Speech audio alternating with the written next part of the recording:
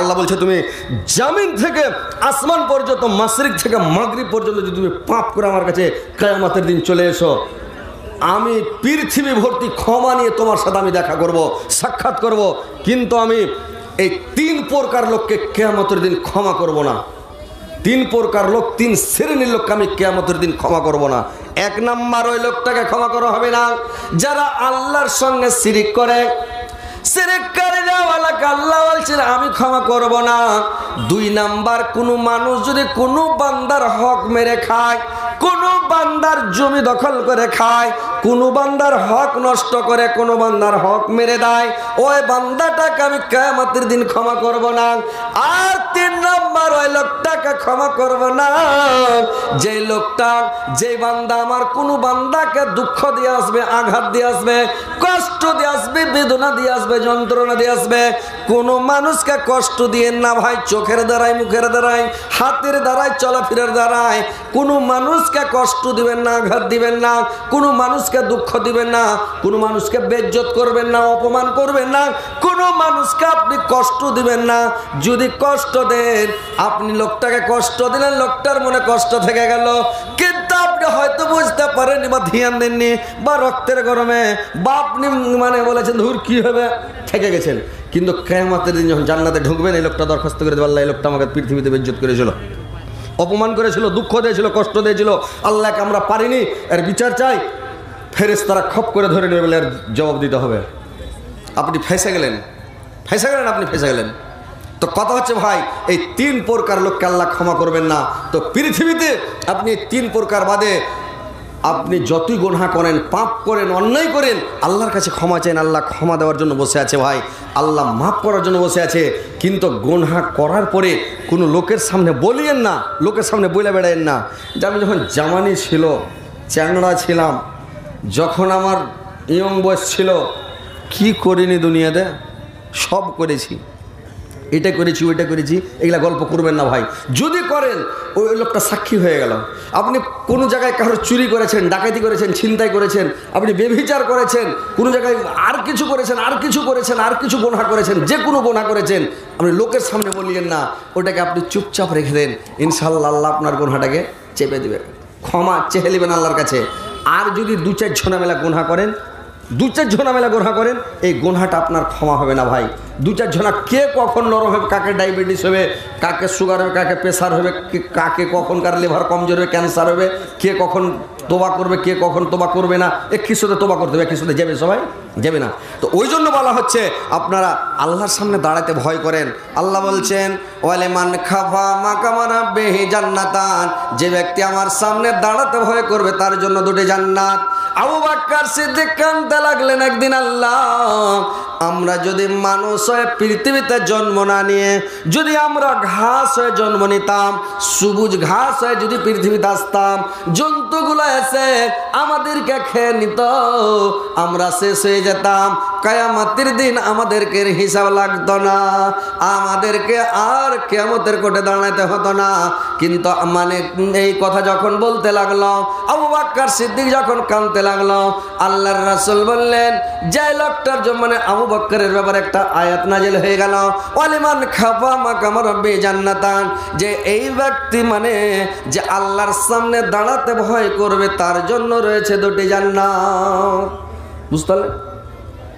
আবু বকর সিদ্দিক কাঁদতেন আর বলতেন, আল্লাহ আমি মানুষ হয়ে জন্ম না নিয়ে ঘাস হয়ে জন্ম নিলে ভালো হতো।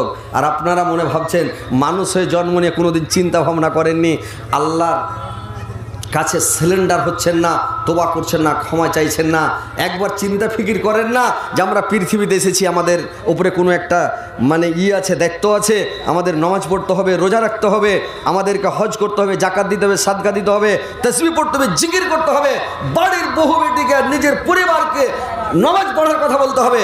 কিয়ামতের দিন আপনাকে মালিক মালিক করে ধরা হবে, বেটার মালিক আপনি বাপকে ধরা হবে কিয়ামতের দিন।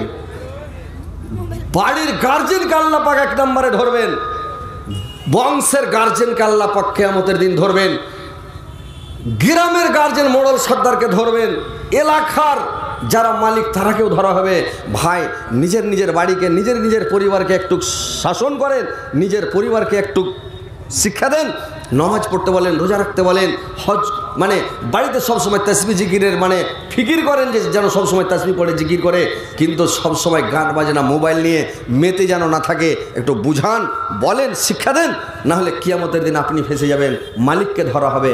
তো ভাই আমার, আপনি যখন গুনাহ করবেন, পাপ করবেন, পাপ করার পরে যে ব্যক্তি গুনাহ করে, পাপ করে, আল্লাহ ওই লোকটাকে ভালোবাসেন। গুনাহ করার পরে যখন লোকটা আল্লাহর দরবারে ক্ষমা চায়, আল্লাহর কাছে কানাকাটা করে হাত ওঠায়, যখন গিড়গিড়ায়, আল্লাহ এত খুশি হয়, এত খুশি হয়। কোনো একটা মানুষ যখন মরতে মরতে বেঁচে যায়, তো মরতে মরতে যখন বেঁচে গেল, তো লোকটা কত খুশি হয় রে ভাই, অনেক খুশি হয় যে আমি মরতে মরতে বেঁচে গেলাম, আমি দ্বিতীয়বার আমার জীবন পেলাম, আমি দ্বিতীয়বার আমি জীবন পেলাম, আমি বেঁচে গেলাম। তো লোকটা কত খুশি হয়। ওইরকম মানে আল্লাহ খুশি হয় কোনো বান্দা যখন পাপ করার পরে তওবা করে, গুনাহ করার পরে ক্ষমা চায়, ও অন্যায় করার পরে ক্ষমা চায়। আদমের কাজ হলো পাপ করা, আদমের সন্তান সন্ততির বৈশিষ্ট্য হলো পাপ করা। আমাদের কাজ হলো পাপ করা, অন্যায় করা, ভুল করা। আমাদের দ্বারা ভুল হবে, আমরা মাটির জাত, আমাদের মাটির মানুষ, আমাদের ভুল হবে। আল্লাহর রাসূল পবিত্র জবানে বলেছেন, কুল্লু বানি আদম খাত্তাউন ওয়া খায়রুল খাত্তাইনা তাওয়াবুন, যে আদমের বৈশিষ্ট্য হলো মানে ভুল করা, পাপ করা, অন্যায় করা। আল্লাহর কাজ হলো ক্ষমা করা। আমরা বান্দা করব পাপ, আল্লাহ করবে মাপ। তো আল্লাহর সামনে দাঁড়াতে ভয় করতে হবে রে ভাই। সব সময় দিলের মধ্যে ভয় রাখেন যে আল্লাহর সামনে কি জবাব দিব। এই কাজটা পৃথিবীতে কেউ দেখে না, কিন্তু আল্লাহ দেখছে। একটা লোক মসজিদে ছিল হযরত উমরের জামানায় রে ভাই। তো লোকটা মসজিদের মানে মসজিদের খাদেম, মসজিদে থাকে। লোকটা করেছে কি, একটা রাত্রি 12টার সময় একবার চাস্তো বোন এসে লোকটাকে বলছে, রাত 12টার সময় গোটা গ্রামে, গোটা এলাকায়, সারা দুনিয়া, সারা পৃথিবীতে সবাই যখন ঘুমিয়ে গেছে রে ভাই, ওই মহিলাটা এসে, ওই মেয়েটা এসে ওই মসজিদের মুতাওয়াল্লিকে বলছে, ভাই এখন তো পৃথিবীতে কেউ মানে জেগে নাই, সবাই ঘুমিয়ে গেছে, চলো এখন আমরা কোনো খারাপ কাজ করি, বুড়াই করে, অন্যায় করে, আমরা একটু জেনা করে ফেলে। ওই লোকটা চিৎকার করে একটা আল্লাহ বলে হক দিয়ে চিৎকার করে পড়ে গেল। পড়ে যায়, লোকটা অজ্ঞান হয়ে গেল, মেয়েটা পালিয়ে গেল, মেয়েটা দূরে চলে গেল। এইবার লোকটা আবার চাচা ছিল বাড়ির পাশে, এটা আবার চাচা তো বোন। ওর যখন চাচা দৌড়তে দৌড়তে আসলো, দেখছে আমার ভাতিজা বেহুশ, আমার ভাতিজা অজ্ঞান। ওর চোখে মুখে পানি দিল, ওর চোখে মুখে পানি ছিটালো, আর পানি ছিটিয়া ওর চোখে মুখে পানি দিয়ে যখন হসলো, লোকটাকে জিজ্ঞাসা করলো, আর চাচা, আরে বাবা কি হয়েছে, তুমি কেন অজ্ঞান হয়ে গেলা? বললে, চাচা আমি কেন বেহুশ হলাম, চলে যান হযরত উমরের কাছে। উমরকে গিয়ে বলেন যে আমি আল্লাহর সামনে দাঁড়াতে যে ভয় পেয়েছে তার জন্য কি রয়েছে, এই কথাটা জিজ্ঞাসা করেন। এবার লোকটা আর একবার চিৎকার করে ওঠে, লোকটা পড়ে মারা গেল রে ভাই। লোকটা দম ছেড়ে দিল, দুনিয়া ছেড়ে চলে গেল। এইবার যখন লোকটা মারা গেল, হযরত উমরকে ডাকা হলো, চাচা ডেকে নিয়ে আসলাম। হযরত উমর এসে বললো, আলিমান খাফা মাকাম রাব্বি জান্নাতান, এই লোকটার জন্য রয়েছে 2টি জান্নাত। যে আল্লাহর সামনে দাঁড়াতে ভয় করে, সব সময় ভয় করবে, ওর জন্য রয়েছে 2টি জান্নাত। তো ভাই, আল্লাহর সামনে দাঁড়াতে সব সময় ভয় করেন, কোনোদিন পাপে লিপ্ত হয়েন না, পাপ করবেন না, অন্যায়তে যায়েন না, গুনাহ করিয়েন না। কয়দিন আছেন পৃথিবীতে, মাছ মাংস খেলেও দিন যাবে, নুন রুটি খেলেও দিন যাবে, আপনি এসিতে ঘুমাবেন তাও দিন যাবে, পাখা ঘুরেবেন তাও দিন যাবে, 5 তালাতে শুয়ে থাকবে তাও দিন যাবে, আপনি টালির ঘরে, টাটির ঘরে নিচা তালাতে শুয়ে থাকবেন তবুও দিন যাবে। আপনার মানে 3.5 হাত জায়গা, একটা এসিওয়ালা 5 তালা 10 তালা বিল্ডিংওয়ালা, ওরও 3.5 হাত জায়গা, ওর 4 হাত জায়গা হবে না ভাই, ওরও 3.5 হাত। যে নিচা তালাতে থাকবে, মাটিতে শুয়ে থাকবে, ওরও 3.5 হাত জায়গা। যে 5 তালার ওপরে এসিতে থাকবে, ওর জন্য 3.5 হাত জায়গা। 5 হাত জায়গা কেউ পাবে না, 3.5 হাত করে সবাই পাবে। তো ভাই আমার, বেশি দুনিয়াতে মাস্তি করিয়েন না, বেশি আয়েস হারাম করিয়েন না। এটা পৃথিবীতে মাস্তি করার জন্য আসা হয়নি। এই দুনিয়াটাতে নামাজ পড়েন, রোজা করেন, তাসবিহ পড়েন। একদিনের ঘটনা ভাইরে আমার, আল্লাহর নবীর স্ত্রী ছিলেন, আল্লাহর নবীর বিবি কেউ বলেছে 11টা, আর 13টা বান্দিকে বিয়ে করে 13টা স্ত্রী আল্লাহর নবীর, তো 11টা হোক কিংবা 13টাই হোক, এই 11টা স্ত্রী আল্লাহর নবীর এতগুলো স্ত্রী প্রত্যেক দিন আল্লাহর নবীর বিছানা পাড়তো। মানে আজকে পাড়লো সৌদা, কালকে পাড়বে উম্মে সালমা, তারপর দিন বিছান পাড়বে, মানে পালি করে করে থাকতো। আজকে থাকবে এর ঘরে, কালকে ওর ঘরে, পরশু ওর ঘরে। তো এইভাবে যে থাকবে প্রত্যেক দিন মানে করে কি আলাদা আলাদা লোক বিছান পাড়বে। একদিন উম্মে সালমার পালি পড়ে গেছে। উম্মে সালমা করেছে কি আল্লাহর নবীর বিছানাখানা হাত দিয়ে দেখছে খেজুরের মানে ভুসাগুলোর ছোভাগুলোর গদ্দি করে মানে বিছান করা আছে রে ভাই, গুটলা গুটলা আছে, শক্ত শক্ত হয়ে আছে।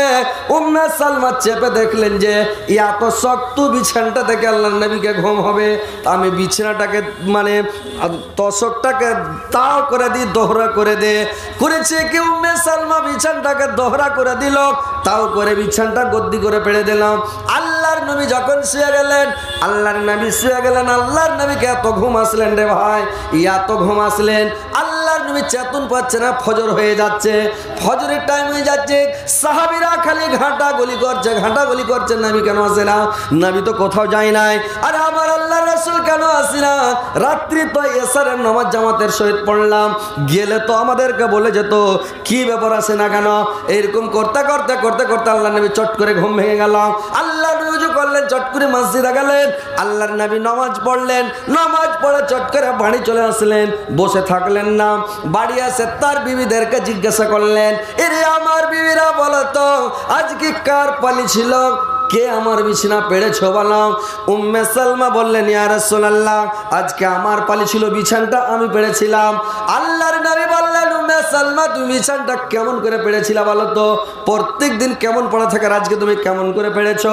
বললি, ইয়া রাসূলুল্লাহ নবী গো প্রত্যেক দিন বিছানাটা মানে সিংহাল হয়ে থাকে, তো আমি হাত দিয়ে দেখলাম বিছানাটা খেজুরের ভুসার ছোবাগুলোর গুটলা হয়ে আছে, শক্ত আছে। আমি ভাবলাম আল্লাহ রাসূল এত কষ্ট করে বিছানায় শুয়ে থাকবে, পিঠে লাগবে, গতরে লাগবে, শরীরে লাগবে, আরাম হবে না। আমি বিছানাটাকে উল্টা দোহরা করে দিলাম, গদ্দি করলাম, আল্লাহর রাসূলের একটু আরাম হবে, আরাম করে ঘুমাবে, এই জন্য আমি বিছানাটাকে দোহরা করে দিলাম, আমি গদ্দি করে দিলাম। আর আমি যখন বিছানাটাকে গদ্দি করে দিয়ে আমি তখন করলাম কি চাদর বিছিয়ে দিলাম নবী গো, যে আপনি আরাম করে ঘুমাইতে পারবেন। আল্লাহর নবী বললেন, উম্মে সালমা তুমি শুনে নাও, আমি পৃথিবীতে ঘুমাইতে আসিনি, পৃথিবীতে নিন পড়তে আসিনি, দুনিয়াতে আরাম করার জন্য আমি আসিনি। তুমি যদি বিছানাটাকে গদ্দি না করতাক তাহলে আমার পিঠে লাগতো, শরীরে লাগতো, আরাম হতো না। রাত্রি 2টা 2:30টার দিকে 3টার সময় আমার ঘুম ভেজে যেত, আমি উঠে মসজিদে যেতাম, আল্লাহর তাসবিহ পড়তাম, জিকির করতাম, আল্লাহকে ডাকতাম, আমি নামাজ পড়তাম, কত নামাজ পড়তাম, কত তাসবিহ জিকির করতাম। কিন্তু আজকে আমার বিছানাটা গদ্দি করার কারণে আজকে আমি ঘুম চলে গেছি, আমি চেতন পেলাম না, আমি নামাজ মানে তাসবিহ জিকির পড়তে পেলাম না। তো আমি পৃথিবীতে আরাম করতে আসিনি, আমি দুনিয়াতে এসেছি আল্লাহর ইবাদত বান্দিগি করার জন্য। তো ভাই পৃথিবীতে এসেছেন আরাম করার জন্য নয়, দুনিয়াতে ভালো মন্দ খাওয়ার জন্য নয়, এসিতে থাকার জন্য নয়, 5তলা 7তলা বাড়ি তৈরি করার জন্য নয়, 2-4টা গাড়ি কেনার জন্য নয়। পৃথিবীতে এসেছি আমরা, আল্লাহ পাঠিয়েছে আমাদের মন বোঝার জন্য। পৃথিবীতে আল্লাহ পাক পাঠিয়েছেন আমাদের মন বোঝার জন্য, যে আমরা এসে আল্লাহকে কেমন ডাকছি, কি করে স্মরণ করছি। তো কথা হচ্ছে যে ভাই আমরা আল্লাহকে যেন সব সময় ডাকি, আর আল্লাহকে স্মরণ করি, আল্লাহর সামনে দাঁড়াতে যেন সব সময় ভয় করি, সব সময় যেন আমাদের মনের মধ্যে ভয় থাকে, তাহলে আমরা কামিয়াবি হতে পারবো, আমাদের দ্বারাই কাজ হবে। না তো আমরা বরবাদ হয়ে যাব, নষ্ট হয়ে যাব, হালাক হয়ে যাব। তো ভাই আল্লাহর সামনে দাঁড়াতে ভয় করেন, আল্লাহকে বলে ভয় করেন। ভাইরা আমার, বন্ধুরা আমার, আপনারা শুনেছেন একটা বুড়া সারাটা জীবন চলেন নাকি